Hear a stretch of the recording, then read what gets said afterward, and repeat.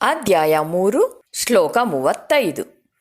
ಶ್ರೇಯಾನ್ ಸ್ವಧರ್ಮೋ ವಿಗುಣಃ ಶ್ರೇಯಾನ್ ಸ್ವಧರ್ಮೋ ವಿಗುಣಃ ಪರಧರ್ಮಾತ್ ಸ್ವನುಷ್ಠಿತಾತ್ ಪರಧರ್ಮಾತ್ ಸ್ವನುಷ್ಠಿತಾತ್ ಸ್ವಧರ್ಮೇ ನಿಧನಂ ಶ್ರೇಯಃ ಸ್ವಧರ್ಮೇ ನಿಧನಂ ಶ್ರೇಯಃ ಪರಧರ್ಮೋ ಭಯಾವಹಃ ಪರಧರ್ಮೋ ಭಯಾವಹಃ.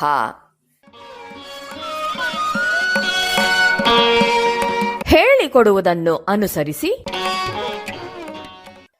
ಶ್ರೇಯಾನ್ ಸ್ವಧರ್ಮೋ ವಿಗುಣಃ ಶ್ರೇಯಾನ್ ಸ್ವಧರ್ಮೋ ವಿಗುಣಃ ಪರಧರ್ಮಾತ್ ಸ್ವನುಷ್ಠಿತಾತ್ ಪರಧರ್ಮಾತ್ ಸ್ವನುಷ್ಠಿತಾತ್ ಸ್ವಧರ್ಮೇ ನಿಧನಂ ಶ್ರೇಯಃ ಸ್ವಧರ್ಮೇ ನಿಧನಂ ಶ್ರೇಯಃ ಪರಧರ್ಮೋ ಭಯಾವಹಃ ಪರಧರ್ಮೋ ಭಯಾವಹಃ.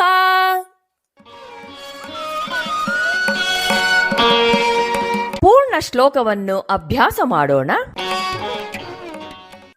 ಶ್ರೇಯಾನ್ ಸ್ವಧರ್ಮೋ ವಿಗುಣಃ ಪರಧರ್ಮಾತ್ ಸ್ವನುಷ್ಠಿತಾತ್ ಸ್ವಧರ್ಮೇ ನಿಧನಂ ಶ್ರೇಯಃ ಪರಧರ್ಮೋ ಭಯಾವಹಃ.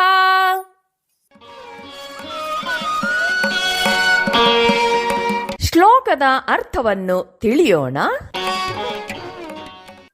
ಧರ್ಮ ಎನ್ನುವ ಶಬ್ದ ಬಹಳ ವ್ಯಾಪಕವಾದ ಅರ್ಥವುಳ್ಳದ್ದು. ಪ್ರಾಮಾಣಿಕತೆ, ಒಳ್ಳೆಯ ನಡತೆ, ಕರ್ತವ್ಯ, ಶ್ರೇಷ್ಠ ಗುಣ ಮುಂತಾದವು ಅದಕ್ಕೆ ಶಬ್ದಾರ್ಥಗಳು. ಯಾವುದೇ ವಸ್ತುವಿನ ಅಸ್ತಿತ್ವಕ್ಕೆ ಕಾರಣವಾಗಿರುವುದೇ ಅದರ ಧರ್ಮವೆನಿಸಿಕೊಳ್ಳುತ್ತೆ. ಪ್ರತಿಯೊಬ್ಬನಿಗೂ ಅವನದೇ ಆದ ಧರ್ಮ ಅಥವಾ ಬದುಕುವ ಮಾರ್ಗ, ಕಾಯಕದ ಮಾರ್ಗ ಮತ್ತು ಸಹಮಾನವರೊಂದಿಗಿನ ಸಂಬಂಧದ ಮಾರ್ಗ ಇರುತ್ತೆ. ಒಬ್ಬೊಬ್ಬನ ಮನಸ್ಸಿನ ವಿನ್ಯಾಸಕ್ಕೆ ಅನುಗುಣವಾಗಿ ಅವನವನ ಮನೋಧರ್ಮ, ಕಾರ್ಯನಿರ್ವಾಹಕ ಸಾಮರ್ಥ್ಯ ಇರುತ್ತೆ. ಮನುಷ್ಯನಿಗೆ ಯಾವ ಯಾವ ಗುಣಗಳು, ಯಾವ ಯಾವ ಶಕ್ತಿಗಳು, ಎಂತೆಂಥ ಒಲವುಗಳು, ಎಂತೆಂಥ ಹುಮ್ಮಸ್ಸುಗಳು ಸ್ವಾಭಾವಿಕವಾಗಿ ಬಂದಿರುತ್ತವೋ ಆ ಗುಣಶಕ್ತಿಗಳನ್ನು, ಆ ಮನಪ್ರವಣತೆ, ಆ ಅಂತಃಪ್ರವೃತ್ತಿಗಳನ್ನು ಲೋಕ ಪ್ರಯೋಜನಕ್ಕಾಗಿ ವಿನಿಯೋಗಿಸುವುದು ಧರ್ಮ. ಒಬ್ಬನ ವ್ಯಕ್ತಿತ್ವಕ್ಕೂ ಮತ್ತೊಬ್ಬನದಕ್ಕೂ ಇರುವ ನಿರ್ದಿಷ್ಟ ವ್ಯತ್ಯಾಸವು ಅವನಲ್ಲಿರುವ ಆಲೋಚನೆಗಳ ರಚನೆಯನ್ನು ಅವಲಂಬಿಸಿರುತ್ತೆ. ಈ ಆಲೋಚನೆಗಳ ರಚನೆಯು ವ್ಯಕ್ತಿಯ ವಾಸನೆಗಳಿಗೆ ಅನುಸಾರವಾಗಿ ಇರುತ್ತೆ. ವಾಸನೆಗಳು ಅಂದರೆ ನಮ್ಮ ಕರ್ಮಕ್ಷೇತ್ರದಿಂದ ಶೇಖರಿಸಿಟ್ಟು ನಮ್ಮಲ್ಲಿ ಆಳವಾಗಿ ಬೇರೂರಿರುವ ಅನುಭವಗಳೇ ವಾಸನೆಗಳು ಅಂತ ಹೇಳೋದು. ಇವೇ ನಮ್ಮ ಇಂದಿನ ಆಲೋಚನೆಗಳ ರೂಪವನ್ನು ನಿರ್ಧರಿಸುತ್ತವೆ. ಹಾಗಾಗಿ ವಾಸನೆಗಳು ಅಂದರೆ ಮನಸ್ಸು ಗಳಿಸಿದ ಪೂರ್ವದ ಅನುಭವಗಳ ಮೊತ್ತ. ಹಾಗಿರುವಾಗ ವ್ಯಕ್ತಿಯ ಧರ್ಮವು ಅವನ ವಾಸನೆಗಳನ್ನು ಅವಲಂಬಿಸಿರುತ್ತೆ ಅಂತ ಆಯಿತು. ಹೀಗೆ ಧರ್ಮ ಅನ್ನೋದು ನಮ್ಮ ಮನಸ್ಸಿನಲ್ಲಿರುವ ವಾಸನೆಗಳು ಅಂತಾನೆ ಭಾವಿಸಬೇಕು. ಧರ್ಮ ಅಥವಾ ಕರ್ತವ್ಯ ಈ ಶಬ್ದ ಬಳಸಿದಾಗ ಅದನ್ನು ವಾಸನೆಗಳು ಅಂತ ವಿಶೇಷಾರ್ಥದಲ್ಲಿ ತಿಳಿಬೇಕಾಗತ್ತೆ. ಶ್ರೇಯಾನ್ ಸ್ವಧರ್ಮೋ ವಿಗುಣಃ. ವಿಗುಣಃ ಅಂದರೆ ಗುಣವಿಲ್ಲದಿರುವ, ಸ್ವಧರ್ಮ ತನ್ನ ಧರ್ಮವೇ, ಶ್ರೇಯಾನ್ ಅಂದರೆ ಬಹಳ ಉತ್ತಮವು, ಅತ್ಯಂತ ಶ್ರೇಯಸ್ಕರ. ತನ್ನ ಧರ್ಮವನ್ನು ಅದರಲ್ಲಿ ನ್ಯೂನ್ಯತೆ ಇದ್ದರೂ ಸಹ ಮಾಡುವುದು ಉತ್ತಮ. ಸ್ವಧರ್ಮ ಮತ್ತು ಪರಧರ್ಮ. ಸ್ವಧರ್ಮ ಅನ್ನೋದು ವ್ಯಕ್ತಿಯ ಜಾತಿಗೆ ಸಂಬಂಧಿಸಿದ್ದಲ್ಲ. ಸ್ವಧರ್ಮ ಅನ್ನುವ ಪದದ ಸಂಪೂರ್ಣ ಅರ್ಥ ವ್ಯಕ್ತಿಯು ತನ್ನ ಮನಸ್ಸಿನಲ್ಲಿ ಹೊಂದಿರುವ ವಾಸನೆಗಳ ಸ್ವರೂಪ ಅಂತ. ಜನ್ಮತಃ ಬಂದಿರುವ ಸ್ವಾಭಾವಿಕವಾದ ವಾಸನೆಯೇ ವ್ಯಕ್ತಿಯ ಸ್ವಧರ್ಮ. ತನ್ನ ವಾಸನೆಗೆ ವಿರುದ್ಧವಾಗಿ ವರ್ತಿಸುವುದೇ ಪರಧರ್ಮ. ಇದು ಅಪಾಯಕರವಾದುದು ಅನ್ನೋದು ಎಲ್ಲರಿಗೂ ತಿಳಿದ ವಿಷಯ. ಒಂದು ಉದಾಹರಣೆ, ಫುಟ್ಬಾಲ್ ಅಂತ ಅನ್ಕೊಳ್ಳೋಣ. ಫುಟ್ಬಾಲ್ ಆಟದಲ್ಲಿ ಗೋಲ್ ಕೀಪರ್ ಅವನ ಕೆಲಸ ಏನು? ಅವನು ಪೋಸ್ಟ್ ಹತ್ರ ನಿಂತಿರಬೇಕು. ಆದರೆ ಪ್ಲೇಯರ್ಸ್ ಎಲ್ಲರೂ ಓಡ್ತಿರ್ತಾರೆ, ಆಡ್ತಿರ್ತಾರೆ. ಸಪೋಸ್ ಗೋಲ್ ಕೀಪರು ಸಡನ್ನಾಗಿ ಡಿಸೈಡ್ ಮಾಡಿ, ನಾನು ಇಲ್ಲೇ ನಿಂತ್ಕೊಂಡಿದ್ದೀನಿ, ಬಾಲೂ ಬರ್ತಾ ಇಲ್ಲ ಇಲ್ಲಿಗೆ, ನಾನು ಬೇರೆ ಪ್ಲೇಯರ್ಸ್ ಥರ ಓಡ್ತೀನಿ ಅಂದರೆ ಏನಾಗತ್ತೆ?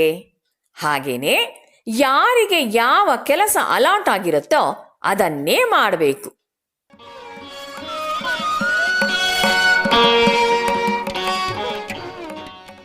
ಪರಧರ್ಮಾತ್ ಸ್ವನುಷ್ಠಿತಾತ್.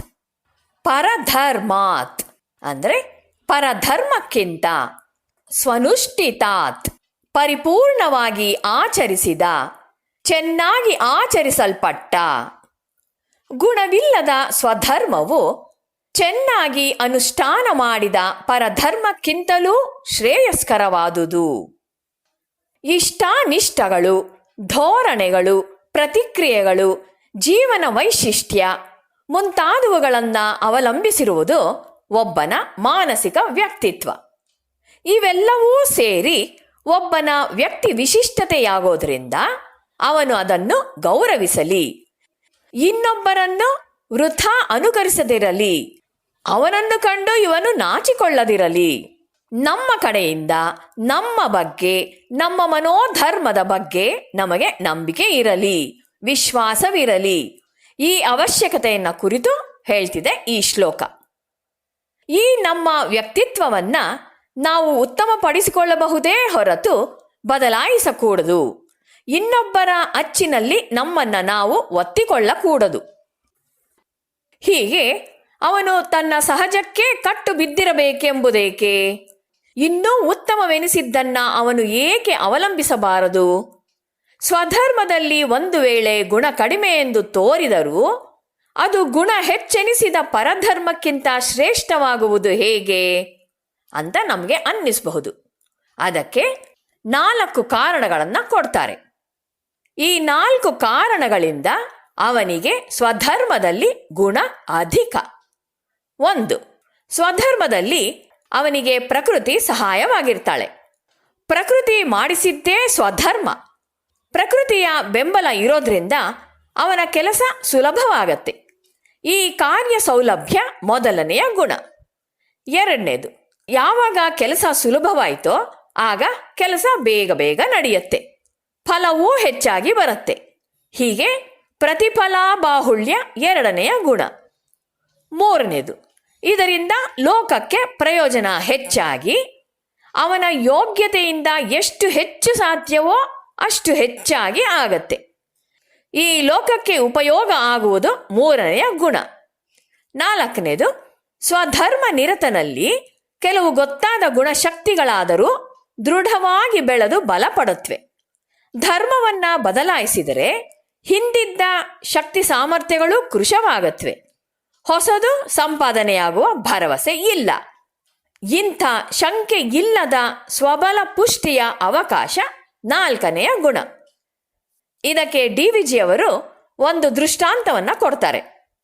ನಮ್ಮೂರಿನಲ್ಲಿ ಸಾಹುಕಾರರ ಮನೆಯಲ್ಲಿ ಮದುವೆ ಅಂದರೆ ಮಡಿವಾಳ ಮಾಚಯ್ಯನಿಗೆ 1 ತಿಂಗಳು ಮೈ ಮುರಿಯುವ ಕೆಲಸ. ಆದರೆ ಏನು, ಲಗ್ನದ ದಿವಸ ಜಮಖಾನದ ಮೇಲೆ ಕುಳಿತು ಹೂವಿನ ಹಾರ ಹಾಕಿಸಿಕೊಳ್ಳುವವನು ಮಾತ್ರ ಸಂಗೀತದ ರಂಗಪ್ಪ. ಇದನ್ನ ನೋಡಿ ಮಾಚಯ್ಯನಿಗೆ ಮನಸ್ಸು ರೋಸಿ ಹೋಗಿತ್ತು. ಇಷ್ಟು ದಿವಸಗಳು ಕಷ್ಟಪಟ್ಟು ಕೆಲಸ ಮಾಡೋದು ನಾನು, ಆದರೆ ಹೂವಿನ ಹಾರ ಹಾಕಿಸಿಕೊಳ್ಳೋದು ಮಾತ್ರ ಈ ಸಂಗೀತದ ರಂಗಪ್ಪ ಅಂತ. ಆದ್ರಿಂದ ತನ್ನ ಮಗ ಮಾರಯ್ಯನಿಗೆ ಸಂಗೀತದ ತರಗತಿಗೆ ಹಾಕ್ತಾನೆ. 10 ವರ್ಷ ಪಾಠ ನಡೆಯುತ್ತೆ. ಮಾರಯ್ಯನ ಹಾಡಿಕೆ ಬೀದಿಯ ಭಜನೆಗೆ ಬೇಕಾದಷ್ಟಾಯಿತು. ಆದರೇನು, ಊರಿಗೆ ಈಗ ಒಳ್ಳೆಯ ಅಗಸ ಇಲ್ಲವಾದ. ಒಳ್ಳೆಯ ಸಂಗೀತಗಾರ ಬಂದ ಹಾಗಾಯಿತೋ ಅಂತ ಕೇಳಿದವು ಕತ್ತೆಗಳು ಅಂತ ಹೇಳ್ತಾರೆ.